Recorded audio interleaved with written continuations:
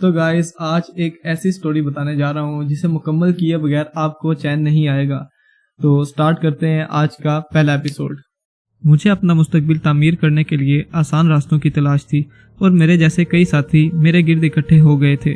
हम दूसरों की मेहनत पर गुजारा करते थे और हमसे मोहब्बत करने वाले, हमें चाहने वाले हमें हमारी ज़रूरत के लिए पैसे दे दिया करते थे।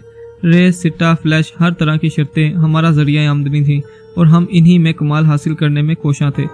इसके लिए तरह तरह के जतन करते थे। रफ़ीक कहता, हमें कुछ करना चाहिए उस्ताद, कोई लंबा हाथ लग जाए तो पो 12 हो जाए। लंबा हाथ कहाँ से लगेगा, कोशिश तो करनी चाहिए, मुश्किल है, बहरूपिये हज़ारों हैं, काम कोई करता नहीं। यार कोई चिल्ला वगैरह किया जाए जिससे सिट्टे और घोड़े का नंबर मालूम हो जाया करे। आसान नहीं है, अमल उल्टा भी हो जाता है और फिर ऐसा उल्टा करता है कि कभी सीधे नहीं हो पाते। मैं एक कसाई की दुकान से गोश्त खरीद रहा था। दस्त का गोश्त था। कसाई ने बड़ी हड्डी से गोश्त साफ किया, फिर हड्डी को बगदा मारकर तोड़ा और एक तरफ डाल दिया। ये अमल मैंने बेशतर कसाईयों को करते हुए देखा था। इस दिन पूछे बगैर ना रह सका। शेख जी, एक बात तो बताइए, आप लोग इस हड्डी को तोड़कर क्यों फेंक देते हैं, जबकि दूसरी हड्डियों के साथ आप ऐसा नहीं करते? मियाँ जी, बाप दादे की रवायत होवे है, ये साबित हड्डी सिफली अमल करने वालों के काम आवे। बुजुर्गों का कहना है कि इसे हमेशा तोड़कर फेंकना चाहिए। इससे सिफली अमल होता है क्या? यही सुना है जी। सिफली अमल कैसे होता है और ये हड्डी कहाँ इस्तेमाल होती है, इस बारे में तो कुछ नहीं मालूम था, लेकिन जहन भटक गया था। दोस्तों से तज़किरा किया तो उन्हें भी दिलचस्पी पैदा हो गई। एक जानने वाले बुजुर्ग से मुलाकात हुई और उनसे यही सवाल किया तो वो बोले, हाँ मियाँ, गंदे इल्म तो होते हैं, ईमान खोने में कितनी देर लगे है। तुम मुसलमान बच्चे हो, ऐसी बातों के बारे में सोचना भी गुनाह है। सुना और कान से उड़ा दिया। किसी सिफली अमल वाले की तलाश शुरू कर दी मैंने। मेरा शहर बहुत खूबसूरत था, जिंदगी से भरपूर, छोटी बड़ी इमारतों, बाजारों और संतों से सजा हुआ। मशरक में लहलहाते हुए खेत हद निगाह तक चले गए थे। मगरब में निगाह की हद से खूबसूरत पहाड़ी टीलों का सिलसिला शुरू हो जाता था। रेस कोर्स का मैदान इसी सिमत में था और इसी तरफ से पीर फागन के मज़ार को रास्ता निकलता था। रेस में दौड़ने वाले घोड़ों का मुशाहिदा मेरा दिलचस्प मशगला था और अक्सर आम दिनों में भी इस तरफ निकल आया करता था। इस दिन भी ऐसा ही हुआ था। देर तक अस्तबल में बंधे हुए घोड़ों की नाच बर्दारी देखता रहा, फिर यूं ही आवारा गर्दी करता हुआ टीलों की तरफ निकल गया। खामोशी और सन्नाटा छाया हुआ था। दूर दूर तक किसी जी रूह का वजूद नहीं था। छोटे छोटे पत्थर आवाज पैदा कर रहे थे। काफी दूर निकल आया, फिर एक तरफ नजर उठी और ठटक कर रह गया। वो इंसान ही था, बहुत छोटे कद का मालिक, सूखा बदन, घटा हुआ सर, ऊपरी बदन बरहना, निचले जिस्म पर छोटी सी धोती बंधी हुई, गले में जिनेऊ पड़ा हुआ, आंखें बंद किए हुए एक नुकीले पत्थर पर एक पांव के सहारे खड़ा था। दूर से उसका चेहरा साफ नजर नहीं आ रहा था। दिलचस्पी पैदा हो गई और तेज तेज कदमों से चलता हुआ उसके करीब पहुंच गया। मगर वो सी शक्ल थी, बंदर की तरह उभरी हुई पेशानी, सांवला रंग। मेरे कदमों की आवाज़ सुनकर उसने अपना उठा हुआ पाँव नीचे रख लिया। अतराफ में एक अजीब सी चिरांद फैली हुई थी जो बदबूदार थी। वो मुझे देखने लगा। छोटी छोटी आंखों में अजीब सी शैतानी चमक फैली हुई थी। मुझे देखकर मुस्कुराया और अपनी छोटी छोटी चमकीली आंखों से मुझे देखता रहा। इसके चेहरे पर फैली हुई मुस्कुराहट भी शैतानियत लिए हुए थी। न जाने क्यों मुझे अपने बदन में कुछ झुरझुरी महसूस हुई। रीढ़ की हड्डी में एक शदीद सी लहर दौड़ गई थी। काहे रे छोड़ा, काहे टुकर टुकर देखे है।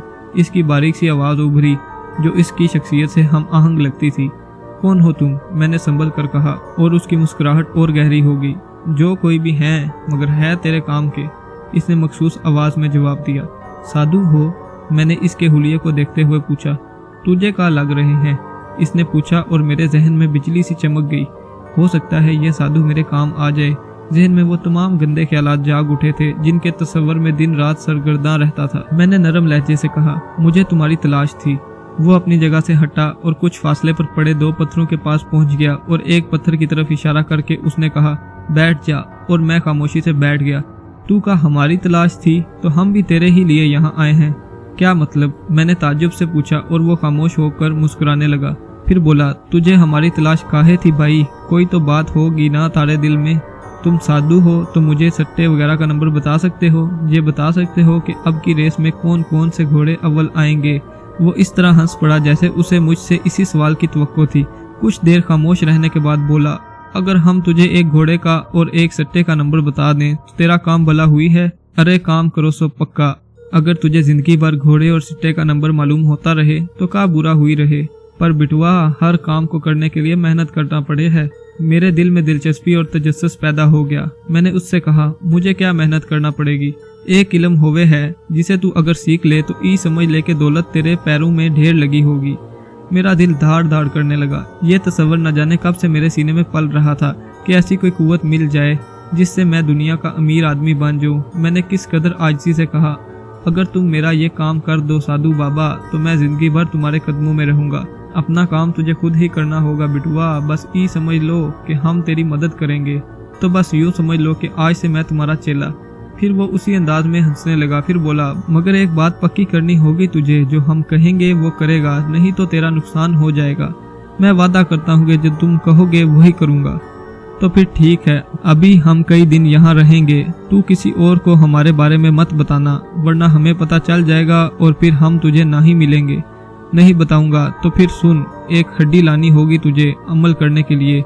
वो हड्डी जनावर के बाजार में हुए है, साबित लानी पड़ेगी, कहीं से टूटी फूटी ना हो।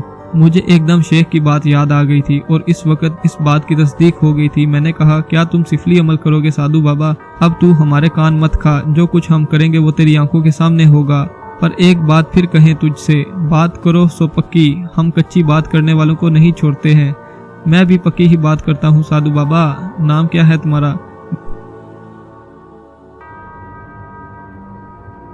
तो गाइस, अगर ये वीडियो आपको पसंद आई है तो इस वीडियो को ज़रूर लाइक कर दें और ऐसी ही इंटरेस्टिंग वीडियोस देखने के लिए चैनल को भी सब्सक्राइब कर लें और बेल के आइकन पर भी क्लिक कर दें ताकि हर आने वाली न्यू वीडियो का नोटिफिकेशन आपको टाइम पर मिलता रहे। जज़ाकल्लाह, अल्लाह हाफिज़।